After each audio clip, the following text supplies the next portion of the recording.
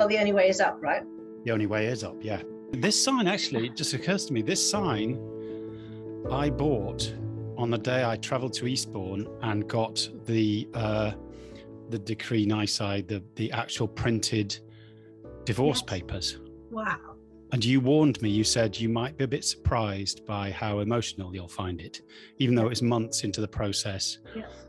And I was very grateful for the tip, because I thought, this is fine, this is just the last bit. But there was something about sitting in those rows of chairs, like sitting in a doctor's waiting room, little plastic chairs, and people are going up and getting their stuff done at the booth. Yeah. It goes, number 42, please, and you walk up and you go, I've come from a divorce certificates. And they go, okay, how many copies would you like? And then they hand them over. And it was something to do with the ridiculousness of how much they cost. Because they're, what are they, like £35 or £40?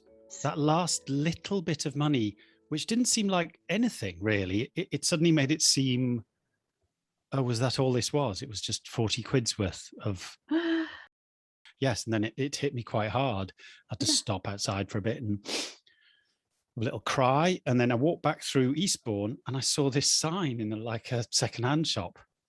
So I went in and said, how much is that? And they went, yeah. And what they must have thought of this weird bloke who stumbled in, clutching a packet of papers, going, how much is that in the window? I need to have it now. And walked out again. We're having a sort of free flow chat about how it was for you going through the divorce, mediation, how it's been for you since, really. And I mean, would a good summary be that the only way is up? It is a happy ending for me, which there was a time when it was very hard to believe that could ever happen, because it had been a very unhappy ending to the marriage. I had this thing running through my head as it started. I thought, I want to be someone who I can be proud of when I look back at it. That I want to try and behave in such a way that I can look back and think, okay, you did pretty well considering what we all were going through, and the same for my ex. I would say, that all in all, I think we feel we did a fairly okay job compared with friends who've had really terrible, acrimonious, bitter divorces and, with a large emotional fallout for lots of people involved all around, for example, I don't sense that our friends particularly were forced to take sides. We have 2 children. Hearing them talk about it is really interesting. And they have said, now that they're grown up, they're both in their 20s now, they've both separately said, not prompted by me, I should say, that they think we did it pretty well, that they didn't feel that they were drawn into what was going on between the 2 adults in the house. So I feel good about that. Jonathan, it's made me cry. It's, but you had a choice. Time. But you had a choice. You did have a choice. Both of you had a choice back then about how you were going to do things. The first choice is whether you say anything. So my wife had fallen in love with someone else, very shatteringly and surprisingly to her, when I was away working. Yep. And, I can't speak for her, but if it had been me, I can imagine there'd be a terrible temptation to just go, I'll just not say anything. I just won't tell him. It's a sign of how important it was for her that she couldn't not say anything and couldn't pretend it wasn't happening. And because it was a huge thing for her, and now they're married actually. So, and happily. So, she had that choice where she had to take the moment and say, the phrase she began with was, it's been a confusing time, and that's when you just go, oh, what's happening? What's happening? After, we'd been together in the best part of 17 years by that time. And it was very hard to imagine it not carrying on. For me, I was very happy and hopeful in that relationship and was really looking forward to the kids growing up and us getting our time together as a couple again. And, all of that stuff I was looking forward to. You lose not just what's happening now, so you lose the relationship between the 2 of you gets torn apart, but you lose all the future that you didn't even know you'd been imagining.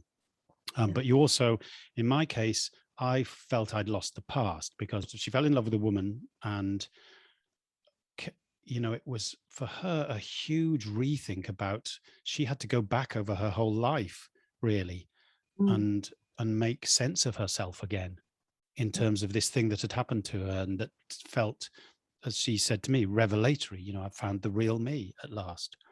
Well, if that's the real her, then who have I been with for 16 years? Oh yeah. Have I been Yeah. with the real her, or and it's very easy to get very self-pitying about that, but I'm very conscious now that there are all sorts of possibilities in the world. There are many ways of making a family. There are many ways of falling in love. There are many sorts of people you can love. One of the good things, a silver lining in that cloud, was that my kids have come out very concerned with fairness and equal treatment for people, and not being judgmental about people. They've had that slightly less conventional, heteronormative sort of pattern that we were well embarked upon was shaken up. And now they have, many possibilities for themselves. So I think that's only a good thing, really. Yeah, and had your reaction been different at the time, then they probably wouldn't feel like that now. It's so hard to be honest, to be really honest in a breakup, because a lot of you is, despite wanting to be a better person, you're kind of gaming it and thinking, how can I make them feel sorry for me? How can I impress them? What have I got in my armory to sort of go, oh, will this make her stay? Do I want her to stay? Do I want, what do I? And for me, there's a moment I really strongly remember. I'd taken my son to his tennis practice, and I just sort of, I did a lot of crying at the time. I just used to burst into tears all the time. So I was standing there in the tennis practice, suddenly found tears running down my cheeks. And I thought, I've got to get out. So I went outside. It was a cold January, sort of late afternoon, and the sun was one of those lovely January evenings, and I'd taken up smoking again. So like you do. So I got myself a tab out and lit it up, and I was walking up and down.